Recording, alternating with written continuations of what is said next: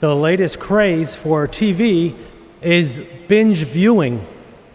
Now that we have Netflix, Hulu, or any of those networks that give us many TV shows, both old and new, like Dallas, or current shows like NCIS, or even the new series that are made specifically for binge watching, like House of Cards. We can watch all the episodes one after the other until we have seen all of the installments made. Or, if we're into movies and all their sequels, we can sit and watch all of those in a row without leaving our favorite place to sit.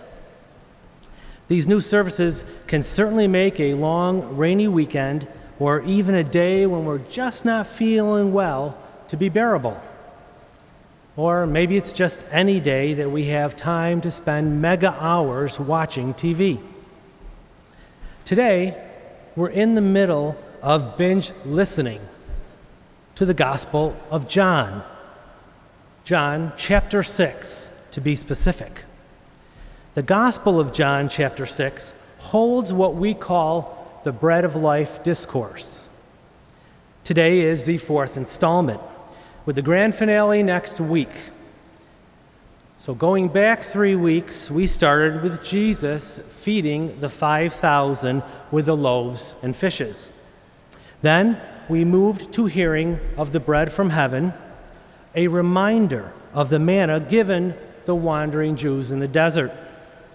The third installment moved the story along with Jesus telling the people that he is the bread from heaven, and how the people grumbled and were disbelieving of that proclamation.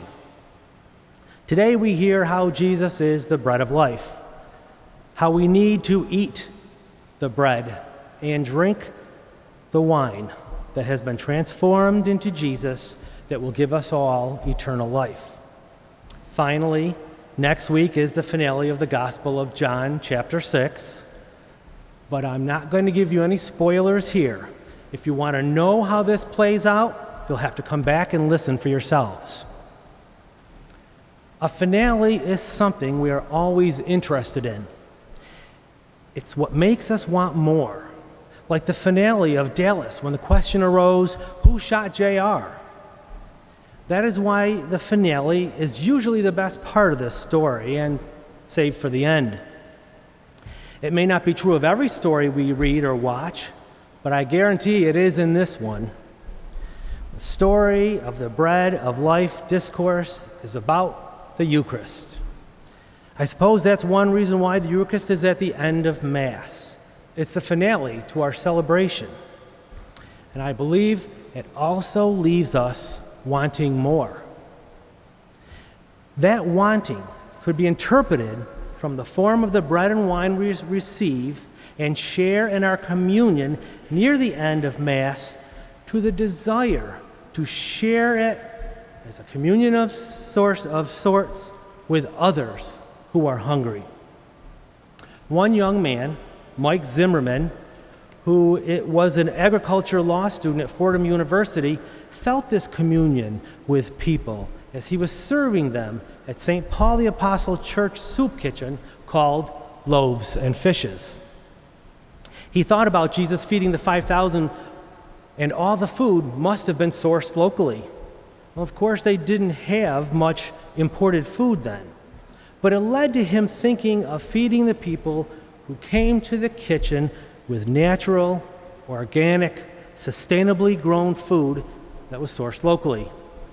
Sourcing food locally is now in vogue for many of us, so why not even for those who find it difficult to afford to feed themselves?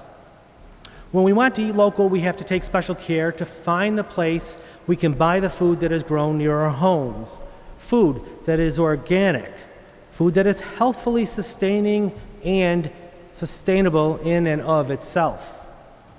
Mike knew that finding and buying the food may not be financially feasible, so he decided to look for a way to grow it himself.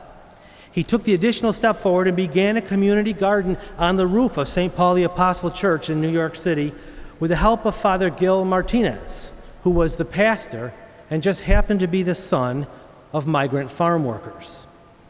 After Father Martinez offered the roof of the church for the garden, Mike solicited donations of soil and seed. He recruited other law students to assist, and they soon found that they could begin to supplement the food that was being served at the soup kitchen. Mike had realized that the garden could not produce all the food that was needed to feed the people who came into the soup kitchen each day, but at least they had taken the first step in providing healthy, organic, locally grown food for the people who could not otherwise afford it. The people now know that the food is grown locally, and they call it the best food kitchen in Manhattan. Additionally, Mike believes now he can teach the people how to grow food in an urban setting. And this action is spreading. I found that Jubilee Homes of Syracuse has partnered with Cornell Cooperative Extension and SUNY ESF to implement the Southwest Community Farm Project.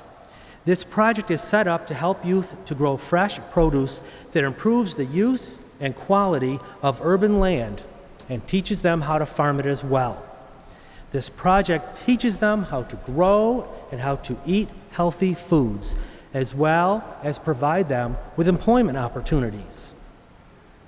These urban farms can be found in many cities across the U.S.: Detroit, Camden, New Jersey, and Kansas City. Many of these programs are the outgrowth of social justice committees. Catholic Charities has seen the increase of hunger because of the flight of large grocery stores leaving the inner city and leaving behind small convenience stores that do not offer us good selection of fresh produce. Just for your information, low-income zip codes have 1.3 times as many convenience stores as compared with those in middle and upper-income zip codes. The basic diet of the low-income people are processed foods, which in turn lead to poor health. I don't think Jesus would have fed the 5,000 with fast food burgers and soda. He fed them with the finest wheat, the choicest wine, the best fish. Feeding people is a basic action of social justice. Jesus has shown us many times how he has fed the hungry. He has told us over and over to feed the hungry. He invites us all to the table. Our first reading invites us to the table of wisdom, richly endowed with every bit of information we need to reach Jesus. Our second reading tells us to eat freely and not backslide, not to ignore the wisdom that is available to us. The gospel, these 5 weeks, tells us the rest. It's the gospel of John 6. I hope you all remember that.